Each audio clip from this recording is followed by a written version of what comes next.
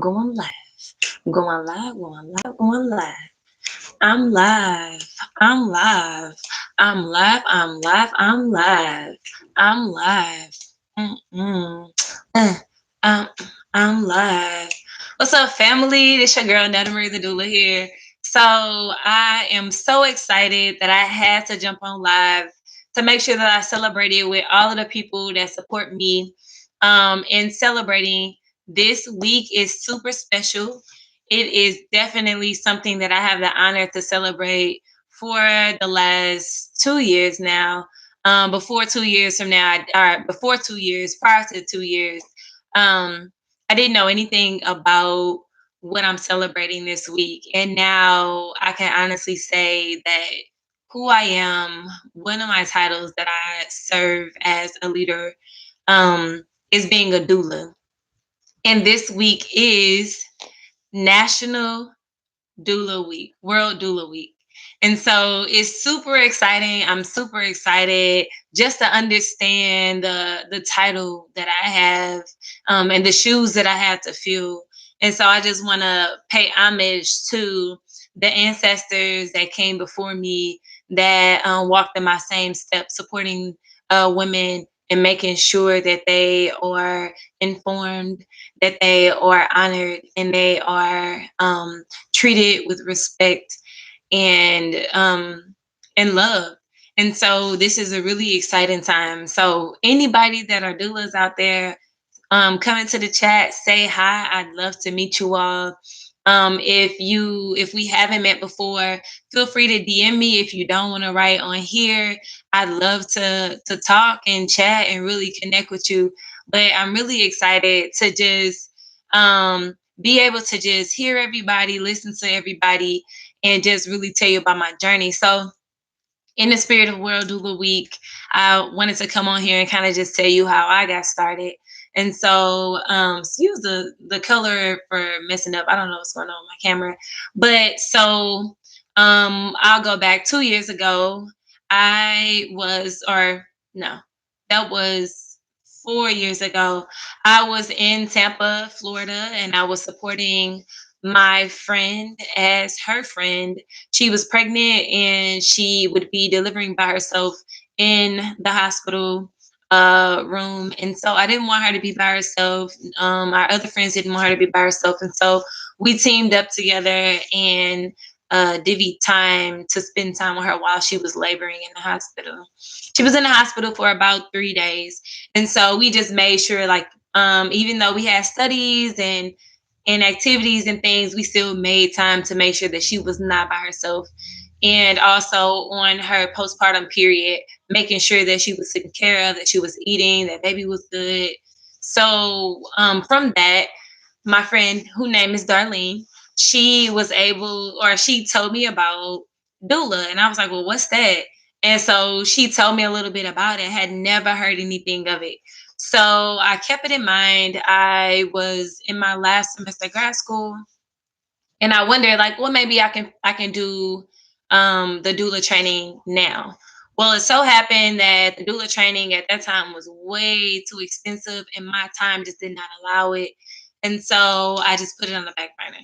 Fast forward 3 years later, I relocated back to my hometown, St. Louis, Missouri, and my birth village was offering doula training, and it was being put on by this phenomenal woman who was a doula at the time, and now she's a midwife, True Kelman. And I was able to take her culturally based doula training at Jemima Birth Village. And it was amazing. It was something that I didn't even know was a thing. Like, I understood my friend had told me about it, but I didn't know it was such an amazing opportunity to empower women, to make sure that their voices are heard, to make sure that they're being honored and loved on. And so I think that was just, it was a true calling, and it was a true passion, that was even more solidified after I did the doula training through Jemima Birth Village. So after that happened, I did my training, and I was out. My first client was my cousin, and I was supporting her, and it was just interesting how she was being treated. That was my second time being at a birth. So my first time was with my friend. My second time was after being a doula. I supported my cousin as her doula for the first time. And the difference to me was that both women were by themselves. But my cousin was a little bit more supported. And I don't know why that was, now that I think about it, but I think I may have just had a different perspective. I went into that birth with a different frame of mind, and I knew that I was here to support her. Whereas with my friend Darlene, I don't necessarily know. I just know I was there for Darlene. Like I didn't know what I should be looking for, what questions I should ask, but I knew that I was just supposed to be there to help my friend. So in that I was able to understand like wow, like this is really cool. And I just seen like the fluff of it. Well then my next person that I supported, it wasn't as um I don't want to say easy, but from my perspective as a doula, it wasn't as easy because she was faced with a lot of barriers and biases, and I had never heard of, or I've never seen it. So this was my second time supporting someone. And this mom, she'd had 9 or 8 kids. This was her ninth child she was pregnant with. And and she was very knowledgeable, or is very knowledgeable at the time. She was very knowledgeable, very direct, ready, knew what she wanted, and so we were just going in there, a great team. And then she also had her family members with her. And so I love that because I love supporting, I love that village dynamic. I love it. I just think that is everything. We got to get back to the basics, and the basic is the village. And so I was supporting her and just trying to make sure that she was good. And they literally was judging her. I mean, this mom at the time, I believe she was on government assistance. She had 8 kids, about to be 9. She was very intelligent, you know. She what else? She just everything about her I knew intimidated the nurses. And she was black. And so I'm like, man, I'm thinking we this gonna be good, it's gonna be easy, it's gonna be a beautiful bird, da, da, da. And it was, but not without the biases that when I took my training spoke all about. So I'm not gonna go deep into that birth, but some of the things that really was apparent was one of them. Mom wanted to keep her placenta. The hospital said that she at first they said she couldn't keep her placenta. She said, "Why can't I?" And they was like, "Well, never mind. You can keep your placenta, but you have to sign off on this document." She signed off on the document to keep it. Then they said you have to sign this document in order for us to treat you. So she was like, okay, I'll sign this document, but cross out, can you initial where it says that the hospital gets to keep like the basically the bodily organs that come like the afterbirth. And she was like, "No, I want to keep my placenta. I already signed on it. Like that's what I want to keep. So I need you to initial this." Now she was also in law school, so of course she knows contracts. So she's like, "No, I'm gonna need one of you all to cross this out and initial it, and then I sign it." So the nurse, I don't know if it was a lost translation, but the nurse who she spoke that to went to her nurse supervisor and told the nurse supervisor. The nurse supervisor, I don't know what the nurse told her, but she stormed in the room. So she didn't come in like knock, knock, knock. No. She stormed in the room and she went to her IV drip that had her Pitocin going and everything and snatched the plug out the wall. And she said, if you're not going to sign this paper, then we can't treat you. Now, this mama is in labor. Labor. This not a initial consultation to see if this hospital was right for you. No. This lady has already been to the check-in to make sure that she's in the system. She didn't get her vitals checked, all of these things. She's been admitted, officially admitted. And the nurse supervisor came in, ripped the cord out the wall. I was like, oh my God, this is my second birth. And I was like, oh my God, everything that I was ever taught in my training is coming true right before my eyes. And I had to literally click. I mean, I remember texting True, or I text somebody. I don't remember who I text because I'm new to this. And I'm like, Nettie, you can't react. You have to be professional because I'm about to react like this, my little cousin right here, and you got her messed up. I was like, oh, hell no. That's what I did in my head, but I didn't really react like that. So I'm texting, and this is when like everything went so fast, but I wasn't texting why this was happening. So she rips it out the wall, and mom was like, "Oh no, you can't never come back in here." Da da da da. Da. And I was just like, "Wow, this is really happening." And I, as the doula at that time, it being my second birth, I was like, "How do you respond to that?" So then, mom was like, I she told me, she was like, I don't want that lady back in this room. So I politely told the nurse, can you please make sure that the nurse supervisor does not come back into this room? She makes I was gonna say my client, she makes mom feel really uncomfortable. And so they got all that sorted out. All she had to do was cross that line out, initially done.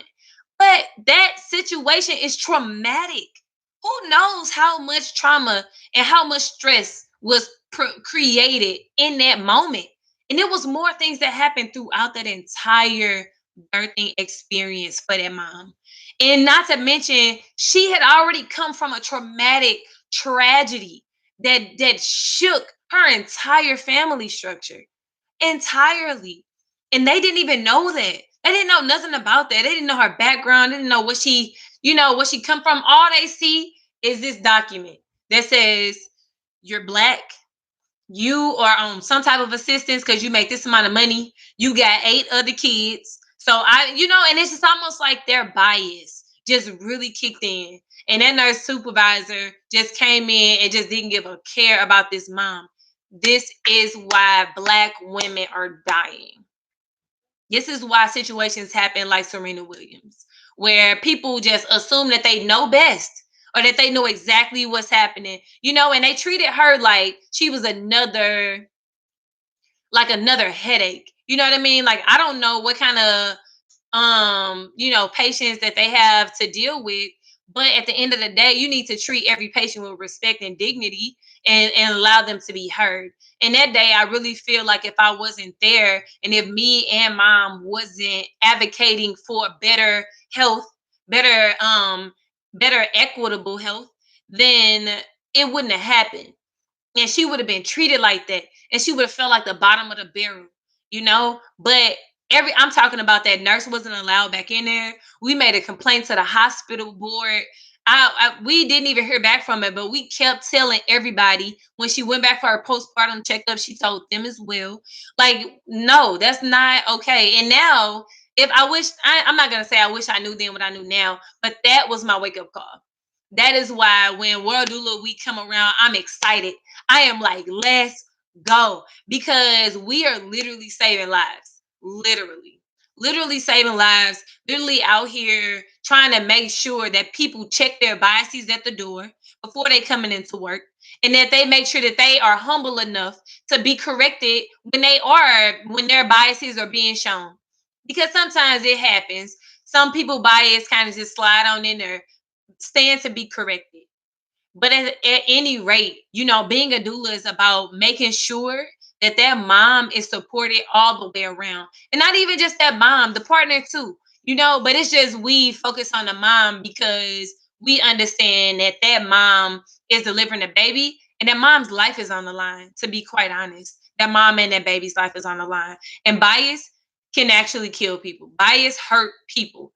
When you have a bias, it could potentially change the trajectory of somebody's life forever. And so, as a doula, we're making sure that you're supported. We're the constant in that mom's life. We're the constant in that family's journey, for the amount of time, however long they wish to have us by their side along the journey. So, that was the first time that I realized that being a doula is a revolutionary act. And so I just want to shout out all my doulas out there. Keep doing the work, no matter your color, because I know I'm just focused on infant and maternal mortality amongst Black women, trying to eradicate that because I identify with that population. But understand also that I identify with being a woman, and I identify with being a woman who has to eventually be, or who has been in this same health system and knows the type of biases that are in it that could affect my life and the lives of other women that come through the same healthcare system.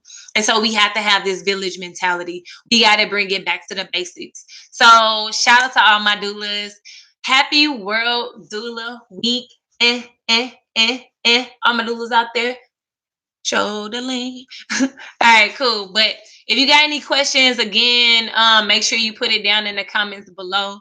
Also, if there's any doulas that want to connect, I'm definitely here. I love to travel. So wherever city you in, I'm always traveling. Once this little road get out the way, I'm definitely down to be traveling again. So I would love to have you on my channel to see how you do things in your area. What has been the most moving part of your doula experience? What have you learned along the way? I'm excited to hear more about other doulas experiences in this field. So I'm gonna stop there so I won't make this video longer than it has to be. But I really want to shout out all the doulas all around the world. I appreciate you. You are appreciated. Much love. See ya.